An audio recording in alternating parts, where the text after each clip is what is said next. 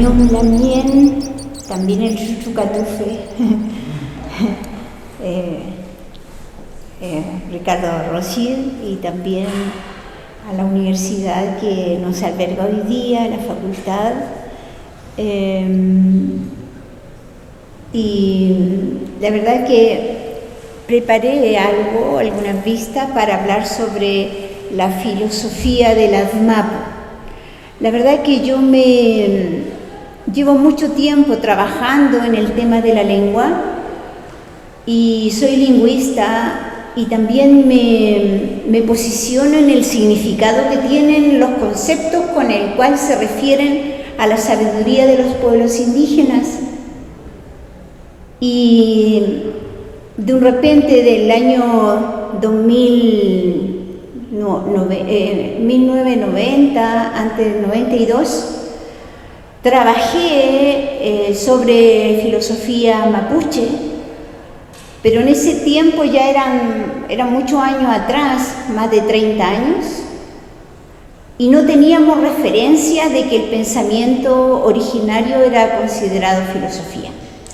Era muy difícil sustentar teóricamente que los pueblos indígenas teníamos filosofía, porque toda la literatura y el pensamiento filosófico se asociaba a la cultura griega y europea, fundamentalmente alemana. Crecí en un hogar de mucho pensamiento mapuche y la verdad que desde mi infancia, en una zona donde nos quedaba muy lejos el mar, sin embargo, en ese mundo donde yo vivía y en la oralidad que manejaban mis padres y abuelos, siempre se habló del mar. Mi papá nunca había ido al mar, pero sabía, y él decía, la mar está viva, la mar es saludable. Y teníamos cuentos sobre la mar. La verdad que yo fui la primera de mi familia en conocer la mar cuando tenía 11 años. Y al conocer la mar con toda la historia y el relato de oralidad de vida y de salud que mi padre me entregó y la abuela me entregó, a mi regreso yo traje agua de la mar, traje arena, o sea, ese mar que lo fui a ver en Tirúa, lo transporté en botellita, en bolsa de piedra, para que la abuela, la tía, el papá pudieran apreciar lo que era la mar, porque estaba en el mundo oral de los mapuche. Y a partir de entonces, bueno, después hicimos todo lo posible para que los padres, las tías conocieran la mar. Digo esto porque en esta historia de oralidad fui aprendiendo sobre la vida de la tierra, la vida de las aguas, la vida de los cerros. Y cuando me puse a trabajar la investigación, el trabajo de campo para hablar sobre filosofía, me encontré con esta invalidación de la teoría y hubo que pasar al siglo XXI para recién poder hablar de que sí tenemos filosofía, de que no es folclore, de que no es mito, de que incluso yo también digo, tampoco puedo hablar solo de cosmovisión. O sea, si queremos aplicar el concepto que permite reivindicar ese pensamiento del sur, hay que hablar de filosofía del sur, hay que hablar de la filosofía mapuche. Entonces, por eso que publiqué este libro, La filosofía mapuche del ADMAPO, apuntando a un cambio de paradigma sobre la filosofía y el conocimiento. En el siglo XXI, bueno, tenemos literatura, no sé si se está escuchando, pero estoy con esto, parece que está muy bien. En los 90 tenemos La filosofía del sur de Dussel, él publicó en el 92, 94. De hecho, también el paradigma intercultural recupera el pensamiento de los pueblos originarios. tenemos la ontología de resistencia de Dávalos y la ontología política de Escobar. Y también en los 90 Armando Marileo habló de filosofía mapuche tipo 94 por ahí. Y los textos que yo tenía casi manuscritos de esa época. Entonces hubo un cambio también a partir del 92 respecto al pensamiento de los pueblos indígenas, y eso nos permitió también a posicionar el pensamiento ya a alto nivel académico.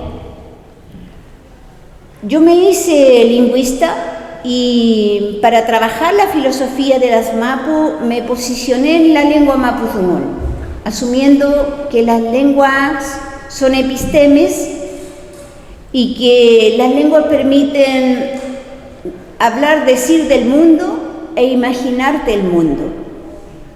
Y lo que yo le contaba de la mar es lo que logré aprender desde mi lengua, imaginándome un mundo. Incluso esos padres que nunca habían conocido la mar ya tenían en la cabeza, a través del mapudungún instalado, la idea de la lengua. Nosotros reconocemos nuestra lengua como el mapudungún. El zungún es la palabra, y el zungún no es solamente una acción del ser humano, porque reconocemos que todos los seres de la naturaleza tienen zungún, y la mar tiene zungún, el aire tiene zungún, la montaña tiene zungún. Entonces la palabra zungún desborda el concepto de lo que es el lenguaje, la condición humana para comunicarse, sino que es la condición humana la condición que tenemos todos los seres de la naturaleza para comunicarnos.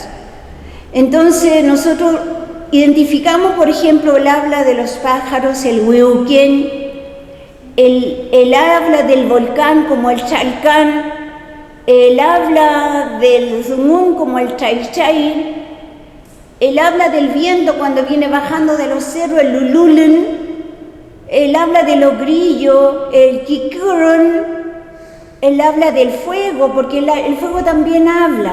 Cuando uno enciende y empieza, también habla y tiene mensaje, y eso se llama Rarakan.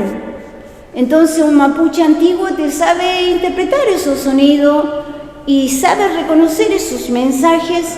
Entonces en esta filosofía la comunicación no es solo un acto del ser humano, sino también de la naturaleza.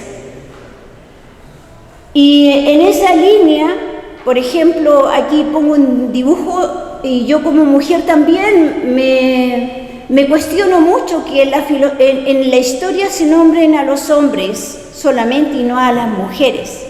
Yo también fui del Consejo de Todas las Tierras, y también se podría haber dicho Elisa Loncón del Consejo de Todas las Tierras.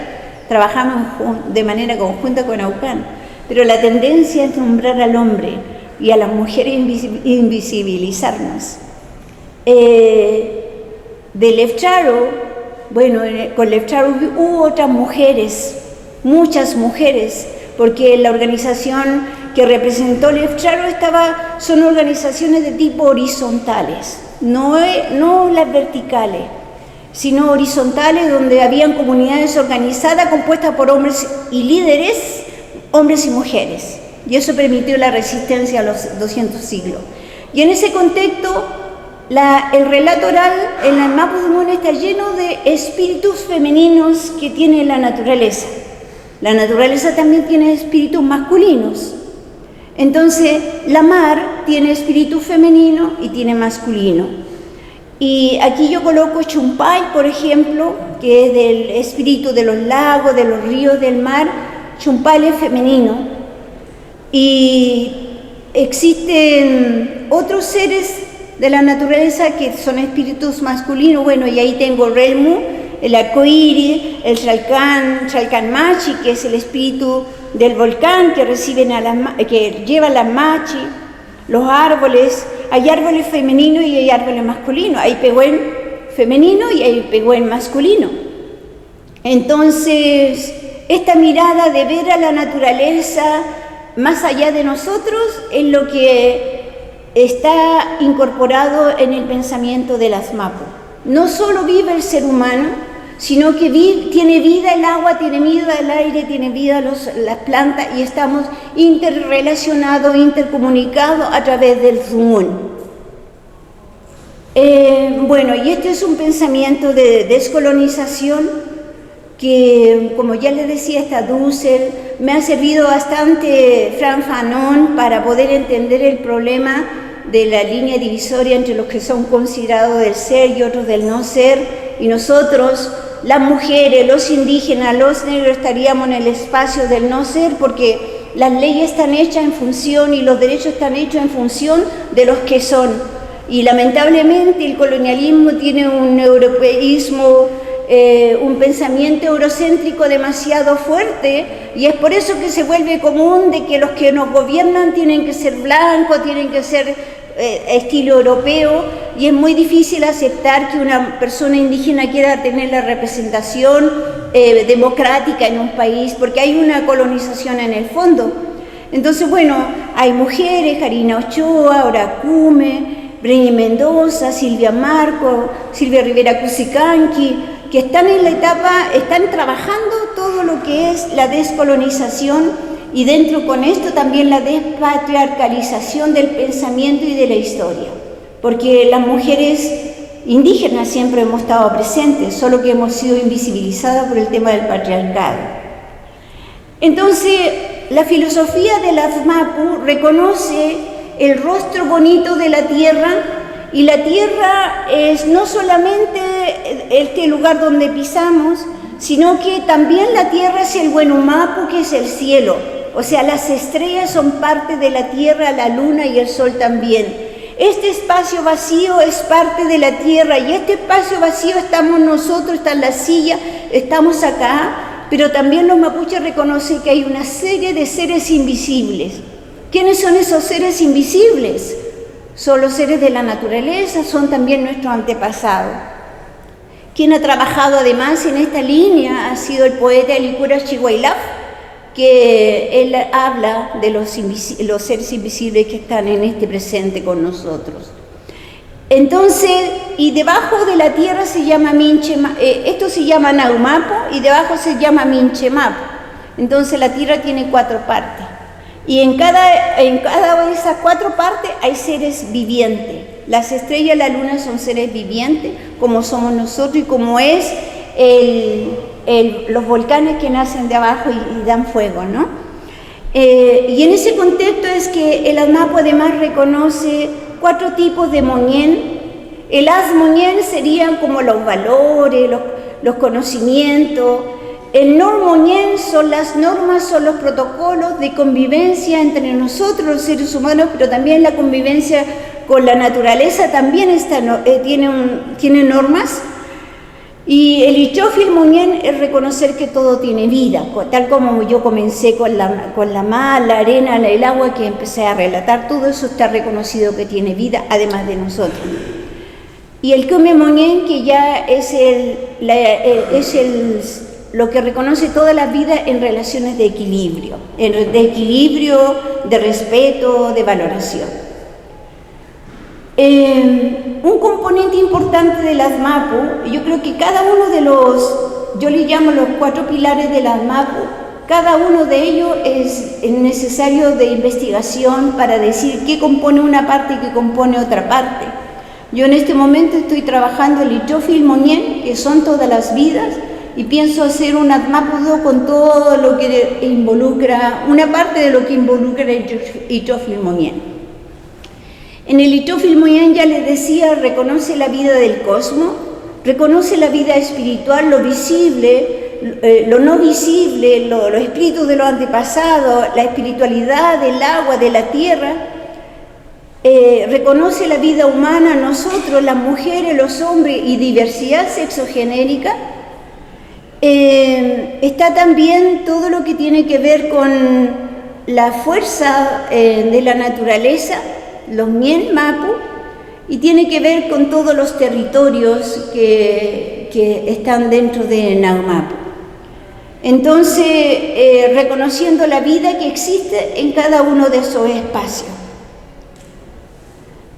Así también el conocimiento mapuche lo he ordenado de esta manera para explicar un poco que el conocimiento mapuche no es solamente una cuestión mental, de pensamiento y de la cabeza. El conocimiento mapuche es un conocimiento colectivo. Obviamente lo individual también pesa dentro de eso porque hay habilidades y hay formas distintas en cada una de las personas, pero siempre pasa por un espacio de socialización colectiva que es la familia, la comunidad, y también en el número 2, que todos tiene vida y se tiene que respetar. En el número 3, que todo eso es sagrado. Mi vida es sagrada, como la de ustedes, pero también la vida de los árboles también son sagradas y de los animales también son sagradas, incluyendo las piedras.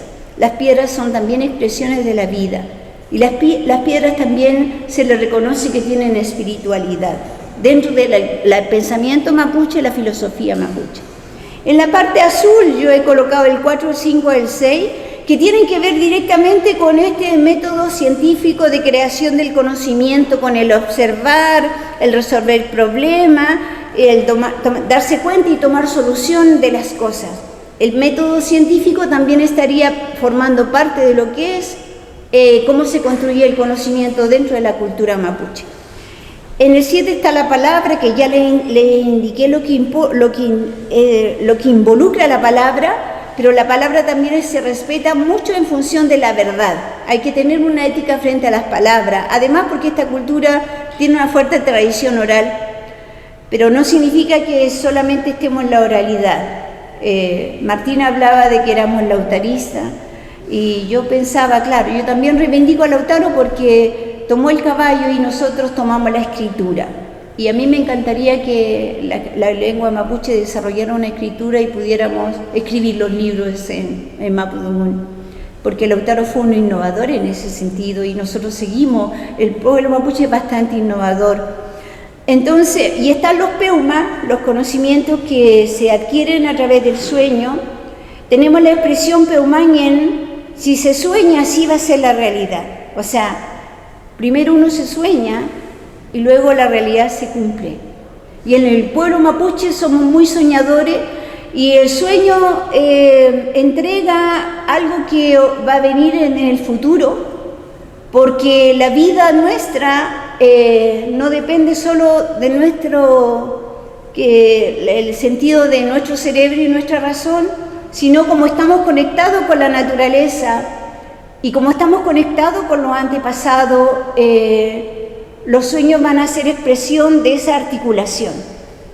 Yo no sé si ustedes sueñan, pero para nosotros el sueño tiene mucho que ver con el futuro.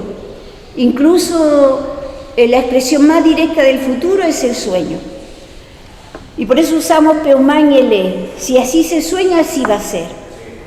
Entonces, y con esos elementos nosotros podríamos tener un inicio de sabiduría, un principio de sabio, pero una persona sabia tiene que tener todos esos elementos articulados, y eso hace la diferencia entre un científico y un sabio, entre un ingeniero y un sabio.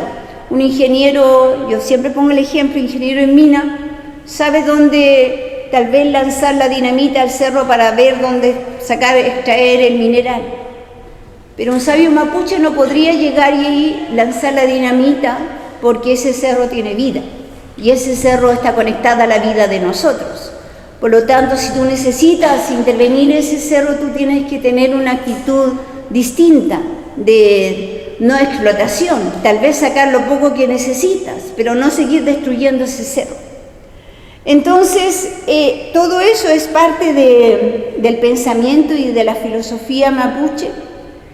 Y en este contexto de conocimiento y de saber filosófico de la cultura mapuche es que es importante plantearse el pluralismo epistémico, porque no tenemos solamente un mundo, son muchos los mundos, son muchas las lenguas, son muchas las culturas, y no solo existe el eurocentrismo, lo de Europa, que también es una realidad y tiene una historia enorme, o Grecia también tiene una historia enorme, pero cuando hablamos de pluralismo epistémico es que estamos planteando la necesidad de dialogar entre distintas epistemes. Y eso pasa por el tema de la descolonización. O sea, necesitamos descolonizarnos profundamente para aceptar ese otro. Y antes de eso, tal vez preguntarnos, ¿queremos compartir con ese otro? Porque si queremos compartir con ese otro, vamos a generar las condiciones para vivir una democracia más ética, ¿no? Y no de reclusión, de marginación del otro. Yo vengo llegando de Cañete, estuve en una escuela allá en Cañete, en San Ramón, y es doloroso saber cómo han concebido ese sector del Yeuyeu desde la institución. Hay mucha violencia, pero ha sido una violencia también creada a través, intermedio de las instituciones y de las malas prácticas. De ese pensamiento eurocéntrico contra los indígenas. Se han vulnerado derechos de niños, muy difícil, pero entonces la pregunta es válida. ¿Quiere la sociedad chilena convivir con los mapuches, con los indígenas? Y si están dispuestos, tenemos que entrar a dialogar sobre estos principios que tienen sentido, sobre estas filosofías que están entregando otra manera de resolver los problemas que hoy día nos aquejan de violencia, los problemas medioambientales, porque una gran verdad es que la sociedad más desde el pensamiento eurocéntrico se ha divorciado al ser humano de la cultura, o sea, la cultura de la naturaleza, al ser humano de la naturaleza. Y en la filosofía mapuche, el ser humano y naturaleza estamos completamente articulados y interdependientes unos del otro. No podemos arrasar con la naturaleza porque ahí está la vida que está conectada a nosotros, es arrasar contra nosotros mismos. Entonces, en este contexto de crisis, el planteamiento que se propone en el ASMAPO es dialoguemos y podamos aprender unos del otro en estas relaciones interculturales para atender la problemática que nos afecta. Y también es el mismo desafío que tenemos hacia las universidades. Las universidades con el sistema científico, el conocimiento científico se ha dejado de lado el saber de los pueblos originarios y se ha considerado que incluso no es un saber científico, pero estamos en una situación donde sí esos saberes pueden dialogar. Es un poco también lo que yo hago como profesora del Departamento de Educación de la Universidad de Santiago o las veces que yo he tenido clase en esta universidad. Entonces, el tema del Ichofil Moñén es un llamado para proteger y querer la naturaleza, y necesitamos nosotros convivir con esa naturaleza viva, con esos cantos de pájaro, con la abeja polinizadora, con la mariposa que también hace lo mismo porque ellos son los que producen la vida, y ese es el llamado que hacemos con este pensamiento de la filosofía mapuche de las MAPU. Es lo que yo he traído para compartirle a ustedes. Y bueno, el libro se llama Aporte de la filosofía mapuche para el cuidado del lofi de la madre tierra, porque todo lo que es el Azmoñén, Normoñén, Ichofil Moñén, Come Moñén plantea cómo nos cuidamos nosotros los hombres y las mujeres y diversidades, pero también cómo cuidamos la naturaleza, la tierra, en todas sus 4 partes. Muchas gracias.